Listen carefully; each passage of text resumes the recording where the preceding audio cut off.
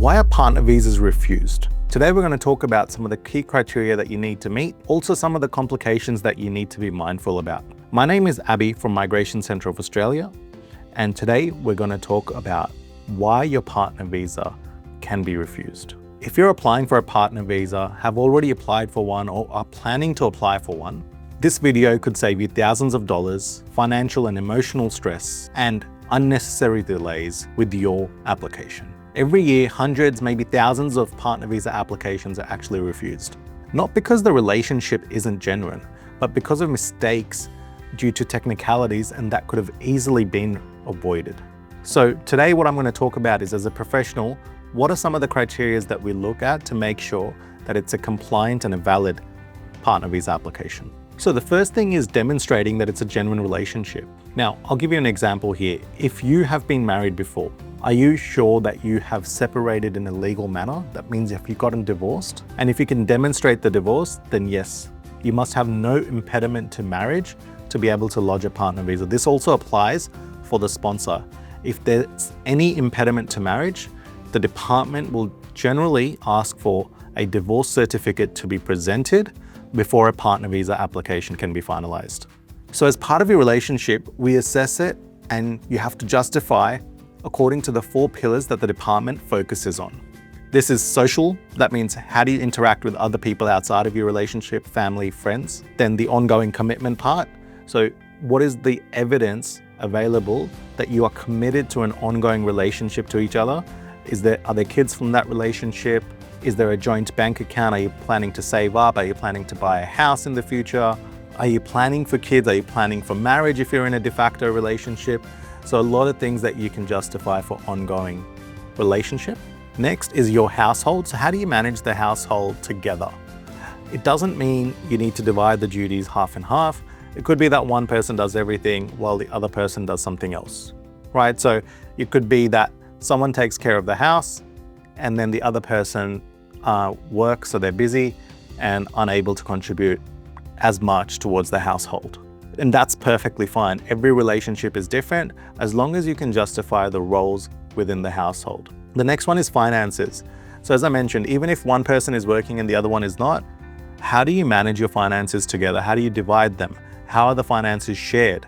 And that's what we're trying to show, that every relationship can be different, but these are the 4 pillars, and this is how your relationship works. It could be that you divide every bill equally. So we've had clients who divide every meal, grocery bills completely equally.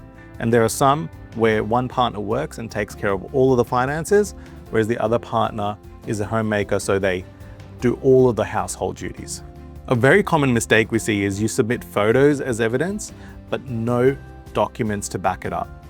So if you're providing evidence from photos, for example, socials, the idea would be, if you're going to attach photos, firstly, there's a limit to how many documents you can attach in a partner visa application. And secondly, it's going to be much easier if you combine those photos in a Word document, and then under each section, you write what the occasion was. So here are the wedding photos that we've attached on this page. Here are the social gathering we went to for Christmas with the family.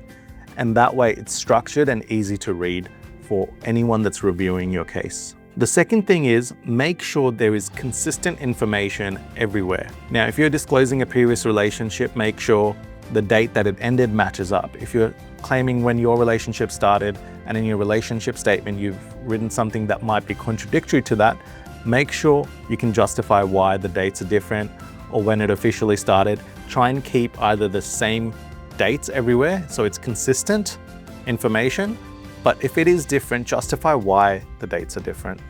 What you're really trying to avoid here is any doubt when someone is reviewing a file. If you were to review your own file and all the officers have access to is the application you filled out and the documents you've submitted, if any doubt is created through that, it can then lead to the officer saying, hey, I need to do a further check into this application. And then that can delay the process. Next one is health and character issues, whether that's from the visa applicant or from the sponsor. Even though they're an Australian citizen, if there's any character issues on their part, it can still lead to a refusal of your visa application. Now, it depends on the seriousness of the criminal history, but make sure you get advice on this from any professional on whether the sponsor will be able to meet the character requirements or not.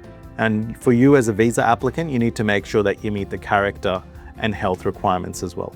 The fourth thing we see is applying too early. Maybe you don't have enough evidence, and that doesn't mean you can't apply too early.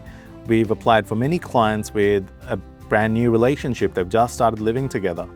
They've just met, they've just moved in together straight away as soon as they started dating. But as long as you can continue to attach additional evidence over time, the department will take that into consideration. Yes, they might doubt how the relationship started and how genuine it was at the start, but you're continuing to provide that evidence, which builds credibility over time. So what we do with any of our clients that are in a new relationship is we gather evidence every 6 months and continue to attach it to their application. Of course, bear in mind that you need to be in a de facto relationship for 12 months. So you need to check if your state allows relationship registration to overcome that 12-month requirement, which is still possible, but it's not possible in every state, and you still need to do strong checks. The next one is poorly written relationship statements. It can be pretty obvious sometimes when a client is asked, ChatGPT to come up with a relationship statement. You need to make sure you're particular. Even if you're talking to an AI and getting it to generate for you, that's not a problem. But you need to have specific details mentioned within each section. By each section, I mean the 4 pillars that we talked about, but also talk about how the relationship started. So how did it build up, and then cover the 4 pillars. And you can do a combined relationship statement as well, or you can keep it separate from each of your point of views. Now, the last point that I want to talk about is the previous compliance of visa history, especially if you're on a bridging visa at the moment, or you've had a previous visa refusal, or you're unlawful in the country and you're in a relationship with an Australian person and you want to try and get out of that. We've helped clients in all of these situations. What's really important here is to keep in mind the Schedule 3 requirements. As part of the Schedule 3 requirements, you need to have compelling and compassionate reasons for why you hold a bridging visa or do not hold a substantive visa. Now, some relationships that are new, it's really hard to overcome this. We have done it in the past, but we'd highly recommend going away from that and maybe consider lodging an offshore partner visa application to avoid this, which we've managed to do for a lot of clients. And we've also managed to bring them back into the country and sort out the bridging visa complications.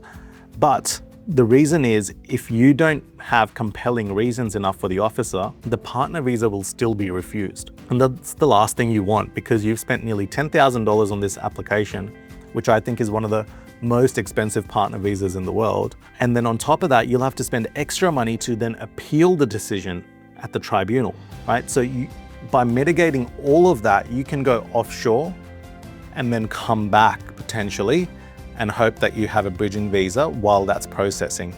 Now, there's ways to work around this through a BVB switcheroo, for example, but just get professional advice if you're in any of these complicated scenarios. And just bear in mind that for some of these scenarios, you may need to lodge the sponsorship and 2 statutory declarations on the same day as the visa application as well. Otherwise, it may be an invalid application, and then you have to relodge all of the paperwork again. You will get a refund, but it might take time to get that refund and then process that application again. So in summary, make sure you have strong evidence. If you have any difficulties, it's probably better to get advice or a consultation at the minimum on what to do about your scenario, and then figure out how much will it cost and how complicated it is, and whether you're capable of managing it yourself. If not, definitely better to have a consultant or law firm on your side, because they'll be able to deal with all the little nitty-gritty stuff that needs to be done in the background. If you found this video helpful, subscribe to our channel for more updates regarding anything skilled or family migration,